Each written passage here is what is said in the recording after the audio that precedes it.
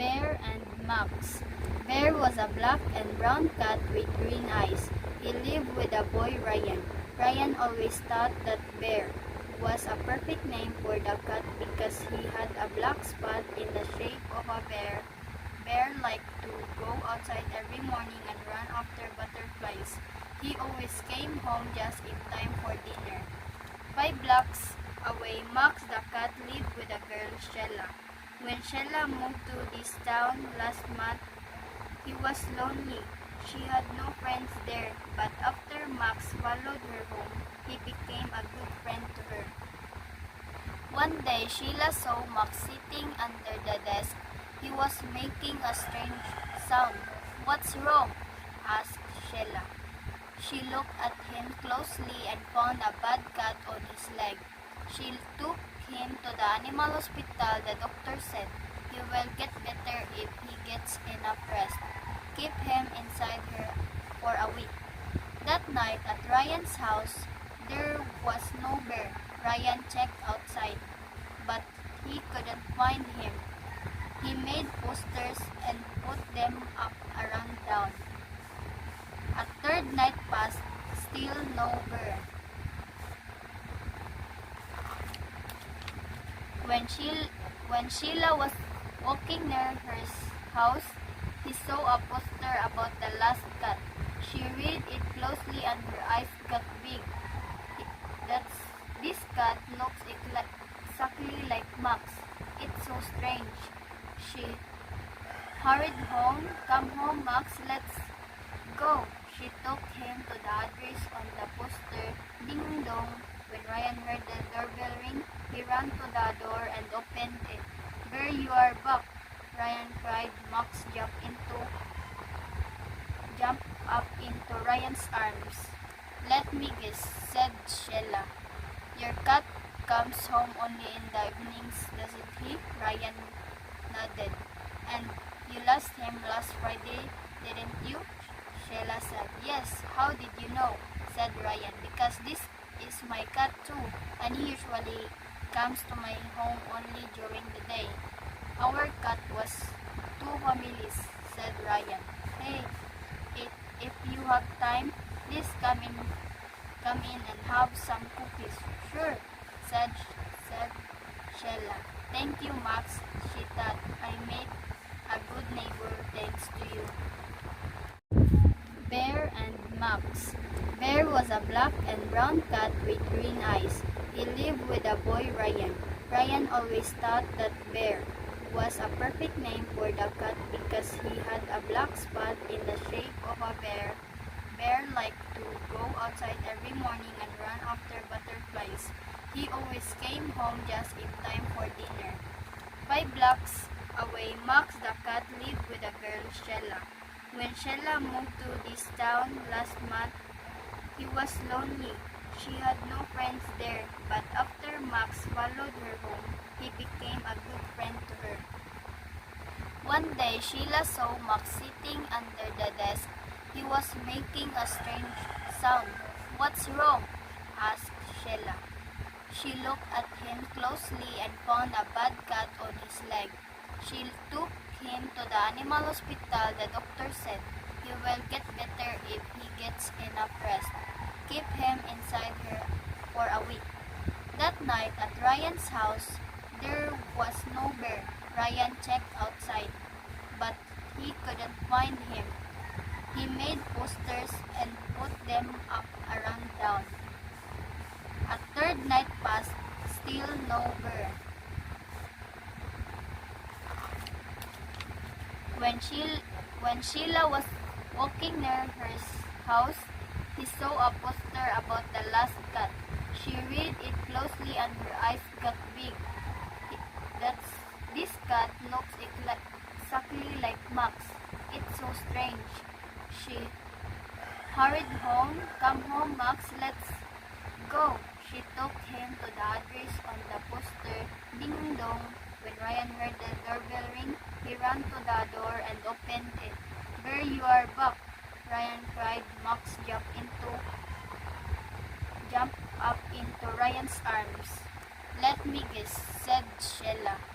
"Your cat comes home only in the evenings, doesn't he? Ryan nodded. And you lost him last Friday, didn't you? Sheila said. Yes, how did you know? Said Ryan. Because this is my cat too, and he usually comes to my home only during the day. Our cat was two families, said Ryan. Hey, if you have time, please come in and have some cookies.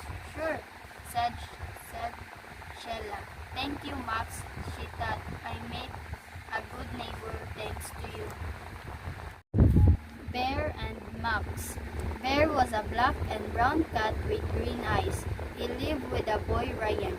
Ryan always thought that Bear was a perfect name for the cat because he had a black spot in the shape of a bear.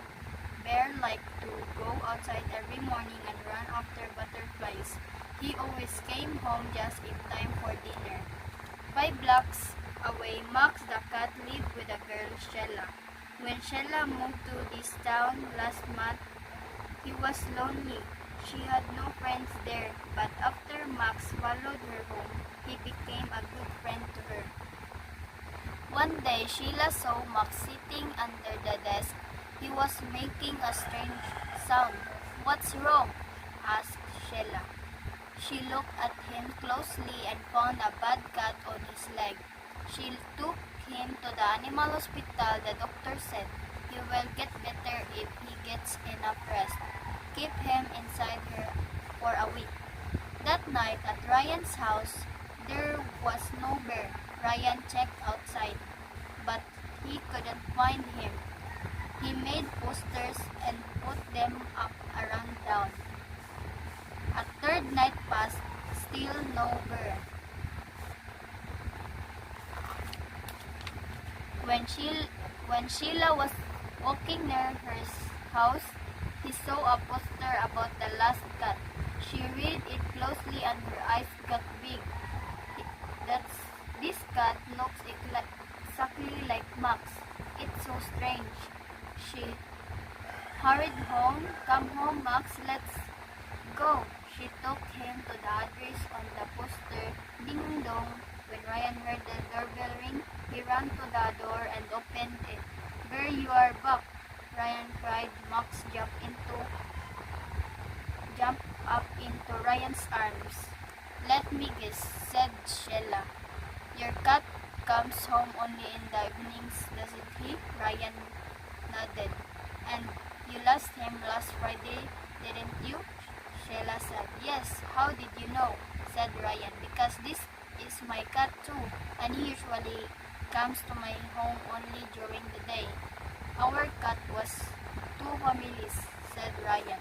Hey, if you have time, please come in and have some cookies.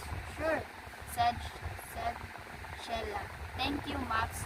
She thought I made a good neighbor thanks to you. Bear and Max. Bear was a black and brown cat with green eyes. He lived with a boy, Ryan. Ryan always thought that Bear was a perfect name for the cat because he had a black spot in the shape of a bear. Bear liked to go outside every morning and run after butterflies. He always came home just in time for dinner. 5 blocks away, Max the cat lived with a girl, Sheila. When Sheila moved to this town last month, he was lonely. She had no friends there, but after Max followed her home, he became a good friend to her. One day, Sheila saw Max sitting under the desk. He was making a strange sound. What's wrong? Asked Sheila. She looked at him closely and found a bad cut on his leg. She took him to the animal hospital. The doctor said he will get better if he gets enough rest. Keep him inside her for a week. That night at Ryan's house, there was no bear. Ryan checked outside, but he couldn't find him. He made posters and put them up around town. A third night passed, still no bear. When Sheila was walking near her house, he saw a poster about the last cat. She read it closely and her eyes got big. That's this cat looks exactly like Max. It's so strange. She hurried home. Come home, Max. Let's go. She took him to the address on the poster. Ding dong. When Ryan heard the doorbell ring, he ran to the door and opened it. Bear, you are back, Ryan cried. Max jumped up into Ryan's arms. Let me guess, said Sheila.